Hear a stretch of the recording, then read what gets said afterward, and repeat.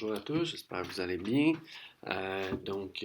Voici une deuxième vidéo de mes réflexions incomplètes en éducation, plus particulièrement en éducation libre. Aujourd'hui, ce dont je vais parler ne traite pas nécessairement spécifiquement d'éducation libre, je pense qu'il y a beaucoup de leçons qui peuvent être tirées pour qu'est-ce qui peut être fait dans l'éducation libre, mais aussi c'est des choses qui peuvent servir pour venir justifier, entre autres, de l'éducation libre, là, plus spécifiquement là, avec les plus jeunes. Je vais parler de deux choses comme telles. La première, c'est en lien avec l'hyper-spécialisation ou la diversification des intérêts. Donc, de plus en plus, ce qu'on voit là, c'est qu'il y a une très grande tendance vers essayer de rendre nos jeunes beaucoup plus spécialisés dans un domaine spécifique, puis qu'ils soient un classement super élevé dans un domaine spécifique. Je vais vous parler là, de quelques recherches. En tout cas, c'est pas nécessairement des recherches, mais je suis tombé sur un livre qui vient un peu démystifier cette idée-là, puis pour en fait suggérer à quel point avoir une diversité d'intérêts, même si on n'est pas super spécialisé dans une, même si on n'est pas un classement super élevé dans une,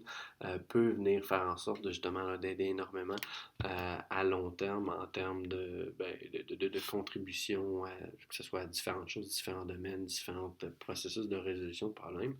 La grande majorité des choses que je vais vous partager, c'est des choses qui proviennent d'un livre qui s'appelle Range de David Epstein. Je ne sais pas s'il y a une traduction française, mais en tout cas, je vous le recommande fortement. Donc, pour commencer, en tout cas, je reviendrai au deuxième sujet que je vais aborder, là, qui est, en tout cas, que les deux ont des liens ensemble. Mais donc, pour commencer, une des choses que je trouve qui peut être peut-être intéressante ou révélatrice, c'est que justement, dans ce livre-là, à un moment donné, l'auteur décrit une entrevue qu'il a faite avec une personne qui est conseillère au niveau d'athlètes olympiques, des athlètes olympiques dans différents sports. Puis cette personne-là, donc ce spécialiste-là, ce conseiller-là, se fait souvent demander par des parents c'est quoi les exercices que les athlètes olympiques font. Et les parents demandent ça dans l'optique de genre, comme ça, si je les fais faire à mon enfant là, mon enfant va pouvoir être en mesure va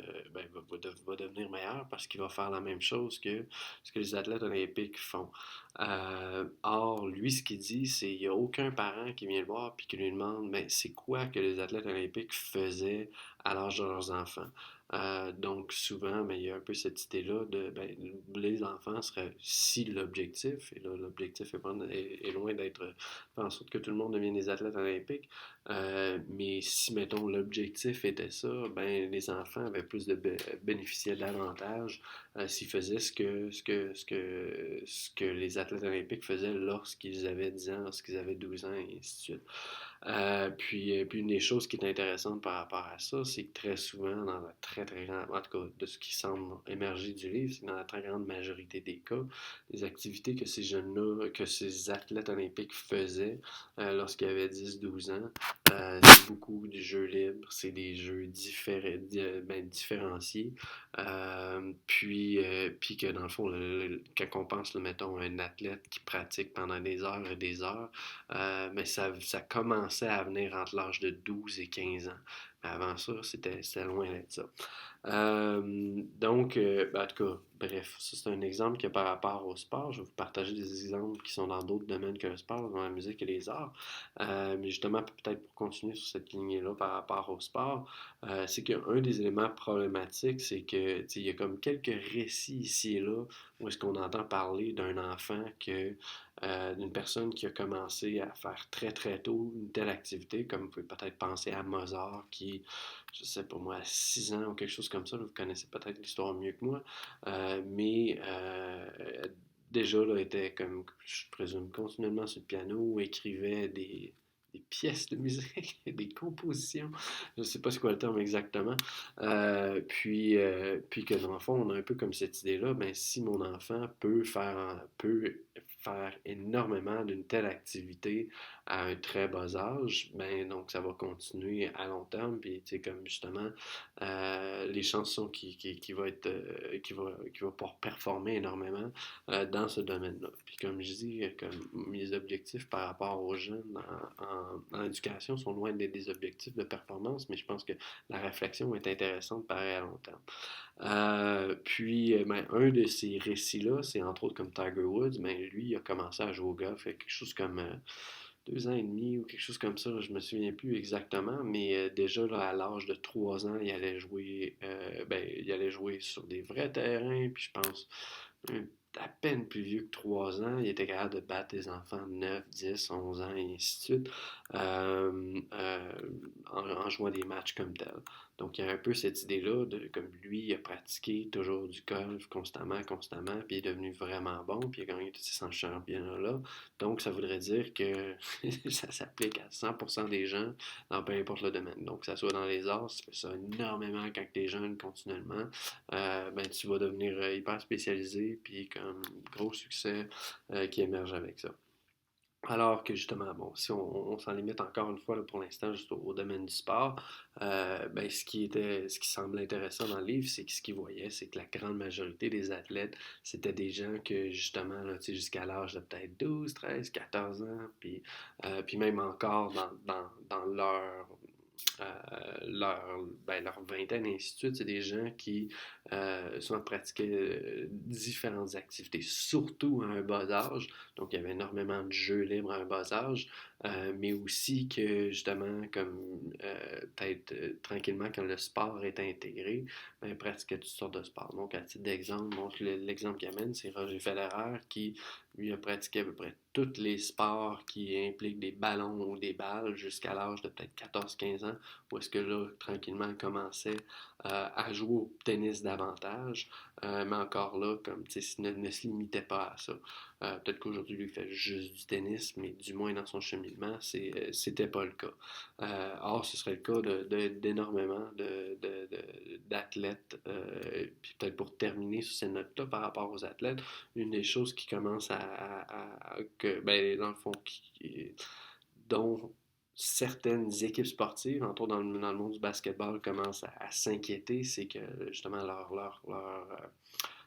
leurs athlètes commencent à se blesser peut-être plus fréquemment, puis donc plus tôt dans leur carrière. Puis justement, il y a une genre de recherche, une enquête qui a été faite par des journalistes dernièrement, moi, ce qui indiquait qu'il y a de plus en plus de médecins qui voyaient chez des jeunes de 11 ans des blessures, ou en tout cas qui comparaient la qualité, mettons, des genoux de jeunes de 11 ans à la qualité des genoux que des gens de 40 quelques années pouvaient avoir, parce que justement, ils avaient trop abusé de toujours faire la même activité, le même geste. Euh, donc, la recommandation, c'était de diversifier un peu là, les activités. Fait que je vous donne quelques autres exemples au niveau de la musique, mais c'est un peu la même chose, c'est-à-dire que ce qui émergeait dans le livre, ben, ce qui avait aidé plusieurs personnes qui travaillaient professionnellement au niveau de la musique, c'était le fait, surtout là, à la petite enfance, de pouvoir avoir accès à différents instruments de musique, puis donc à jouer différents instruments de musique au lieu de se spécialiser seulement dans un instrument de musique. Puis donc, tu sais, justement, d'apprendre à jouer les différents instruments de musique aidait justement à mieux utiliser chacun d'entre eux et éventuellement peut-être à en choisir un pour continuer davantage. Puis bon, une des raisons pour laquelle je voulais aussi mentionner l'exemple de la musique, c'est que, entre autres, de ce que je comprends, il y a comme eu un livre, ou en tout cas du moins il y a eu des articles qui ont été proposés par, je pense le titre du livre c'est Tiger Mom ou quelque chose comme ça, où est-ce que justement là, c'est une dame qui propose une certaine façon de pouvoir élever ses enfants pour en faire des professionnels de la musique ou de peu importe quel domaine dans laquelle là, elle justement décrit comment ben, le régiment ou le régime, en tout cas je me souviens plus comment c'est quoi le terme exactement utilisé ici, mais où est-ce que très clairement là, le jeune à tous les jours il y a plusieurs d'heures de pratique et ça à partir d'un très bas âge, là, que ce soit 3 4 5 ans ou quelque chose comme ça, donc plusieurs heures par jour, puis que bien en fond elle donne des trucs sur comment choisir entre autres par exemple l'instrument de musique pour le jeune, pour que pour justement là, le spécialiser très tôt dans un instrument de musique ou dans un domaine. Fait qu'elle donne tous ces conseils-là. Puis, ben, ce qui est intéressant, ben, ce qui est malheureux d'une certaine façon, c'est que justement, c'est des principes qu'elle a appliqués avec sa fille, puis elle a essayé justement d'imposer le violon à sa fille, puis je pense qu'à l'âge de 11 ou 13 ans, comme sa fille a fait, regarde, je joue plus au violon, là, c'est toi qui as choisi cet instrument de musique-là, ça m'intéresse pas. Puis, justement, ce qui semblait être proposé dans le livre Range, c'était l'idée de justement laisser les jeunes choisir leurs instruments, de les laisser justement en essayer plusieurs pour plus facilement comme se choisir quelque chose. Peut-être que, tu sais, comme justement d'un point de vue d'éducation libre, il y a beaucoup l'idée de justement laisser choisir les jeunes leurs activités, là, ce que je recommande fortement. Fait qu'il y avait un petit peu cette idée-là que justement, ben, une diversification d'intérêts où tu as plusieurs intérêts différents, ben, ce qui peut être intéressant par rapport à ça, c'est qu'éventuellement, justement, ça peut t'aider dans un domaine précis. Donc, si tu sais jouer de la guitare, tu sais jouer de la batterie puis du piano, mais peut-être que toi, tu vas t'intéresser énormément à la flûte, mais que tu vas finir par avoir plus de facilité avec la flûte. Ben, ce qui est, en tout cas, un exemple aussi là, qui est donné au niveau des arts, c'est Van Gogh qui, je pense, a commencé à peinturer à l'âge de 28 ou 29 ans. Puis qu'avant, ben, en tout cas, ça a l'avantage de dire à tout le monde, il n'est jamais trop tard pour essayer des choses. Puis que c'était pas avant peut-être 34, 35 ans là, qu'il commençait vraiment à vendre professionnellement des peintures. Donc, comme cette.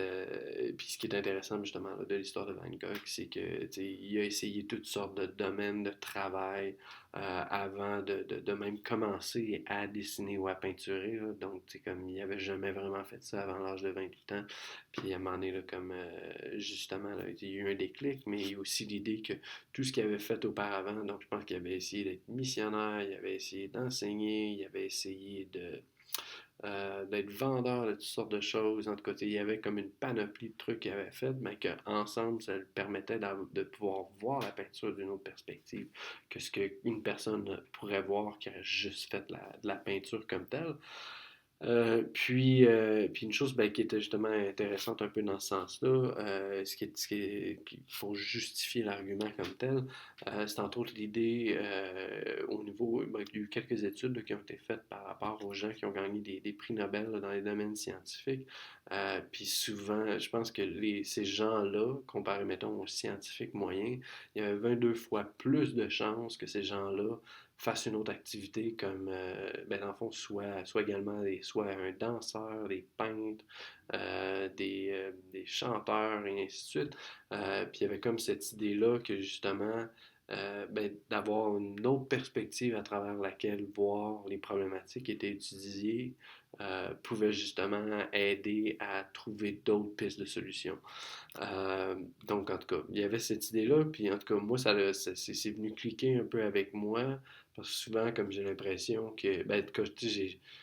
j'ai l'impression que, tu sais, si on peut amener, entre autres à mon libre, un jeune à devenir super bon dans un domaine, comme on va avoir comme, tu sais, il va avoir eu un certain succès, mais probablement qu'effectivement, ce qui peut aider davantage nos jeunes, c'est développer différents intérêts comme tels, et toujours justement là, dans une manière non coercitive. Ce qui m'amène un peu à mon deuxième point, qui était l'idée, ben, entre autres, de justement, là, un peu comme par opposition à l'idée de la Tiger Mom, dans le fond, d'imposer comme un régime d'entraînement très tôt à ses enfants. Ben, une des choses qu'on voit beaucoup en éducation, en anglais, ils appellent ça des Head Start Programs. Je ne sais pas c'est quoi exactement la traduction idéale pour ça. Donc, des programmes de scolarisation, mais à la petite enfance. Donc, pour faire en sorte que votre jeune de 4 ans apprenne des trucs qui, en théorie, sont de 5 ans. Fait que là, sont encore mieux préparés pour l'école ou quelque chose comme ça. Puis, tu sais, dans le fond, on voit ça, en tout cas, du moins, du côté du Québec, je pense qu'on voit ça énormément, puis c'est très vendu, puis ça se vend très bien. Qu'on peut voir, tu sais, comme garderie académique, garderie éducative, on leur montre des choses comme. Puis ça pogne beaucoup. Donc, dans le sens, tu sais, souvent, moi, j'entends l'argument, c'est comme. Moi, ben, nous, nos enfants ici, font des choses éducatives. Et puis, comme si l'idée comme de jouer, ainsi de suite, du jeu libre, il n'y avait pas d'apprentissage qui pouvait se faire dans ce contexte-là. Puis ces apprentissages-là n'étaient pas nécessairement significatifs à long terme. Donc, ben, c'est ça, ben, entre autres, dans ce livre-là, pour faire le parallèle, il y avait également cette idée-là. Donc, si tu essaies de surspécialiser ton enfant par rapport à des choses académiques à un bas âge, ben, qu'il y a des risques. Bon, dans le livre, ce qui semblait être proposé, c'est que à peu près toutes les études qui ont été faites sur le sujet semblent indiquer que, justement, à long terme, où est-ce qu'il y a surspécialisation, où est-ce qu'il y a école, là, genre, on apprend les lettres, les chiffres, la lecture, et ainsi de suite, l'écriture, comme on l'impose le plus tôt possible dans un très bas âge, avec des jeunes que, justement, à long terme, ça n'aide pas nécessairement. Ben, en fait, et que souvent, ça peut nuire. Donc, dans le livre, c'est ce qui semblait être indiqué, que justement, à peu près toute la recherche semblait s'entendre sur ça. Bon, or, tantôt, bon, j'ai voulu aller voir justement un peu de cette recherche-là pour m'assurer que c'était quand même bien le cas. Puis ce que j'ai pu lire, bon, de quelques articles de recherche, c'est qu'en fait, oui, c'est le cas d'une certaine façon, mais c'est surtout le cas ces années-ci. Alors que dans le contexte de ces choses-là, lorsqu'elles étaient faites, mettons, dans les années 70, ben, c'était pas nécessairement le cas. Puis souvent, ça pouvait aider le jeune selon les critères qui étaient choisis là, pour évaluer ces programmes-là dans ces études-là. Puis la manière dont ils ont essayé d'étudier ça, c'est entre autres en comparant des frères et sœurs qui, mettons, un des frères, justement, lui allait suivre ce programme-là où est-ce qu'il allait apprendre les lettres, la lecture, l'écriture, et ainsi de suite, le plus tôt possible, et que l'autre allait fréquenter une garderie qui était peut-être plus conventionnelle et où rester à la maison. Puis, bon, les dernières études qui ont pu être faites, donc qui ont été faites, des études qui étaient peut-être qui étaient plus à long terme, là, donc qui regardaient pas qu'est-ce qui arrivait lorsque le jeune avait 6 ans à l'école, mais qui regardaient qu'est-ce qui se passait là sur une plus longue durée de sa vie. Donc, des études qui ont été faites avec des jeunes qui ont grandi dans les années 90, ben, justement, les conclusions qui ont pu émettre, donc contrastaient ce qui avait été proposé pour les jeunes qui avaient grandi dans les années 70, parce que là, ça les aidait. Donc, dans les années 80, ceux qui ont été faites, les recherches qui ont été faites avec les jeunes qui ont grandi dans les années 90 semblaient indiquer que justement les jeunes en bénéficiaient pas vraiment à long terme ou que dans certains cas justement ça les nuisait, ça leur nuisait. Donc comme ben, l'outil qui était utilisé qui n'est pas nécessairement si pertinent pour l'éducation libre, mais qui peut avoir sa pertinence pareil, il regarderait le taux de diplomation là, du secondaire, puis que justement ceux qui envoyaient les enfants qui avaient fait le parcours dans un contexte où est-ce que il était dans une école à la garderie, si on veut. Ben, je pense que c'était quelque chose comme 8,5% d'entre eux. C'est-à-dire que le taux de diplomation était 8,5% plus bas que chez leurs frères et sœurs, qui eux autres, à l'inverse, étaient allés dans une garderie qui était peut-être plus axée sur le jeu, plus libre, et ainsi de suite, ou qui avait juste grandi à la maison, donc qui n'avait pas fréquenté là, l'école à la garderie comme telle. Il me semble qu'il y a un autre point que je voulais faire par rapport à ça. Puis justement, ben, ça me fait penser, dans le fond, des fois, comme, ben, je sais que j'avais entendu parler d'une recherche là, qui avait été faite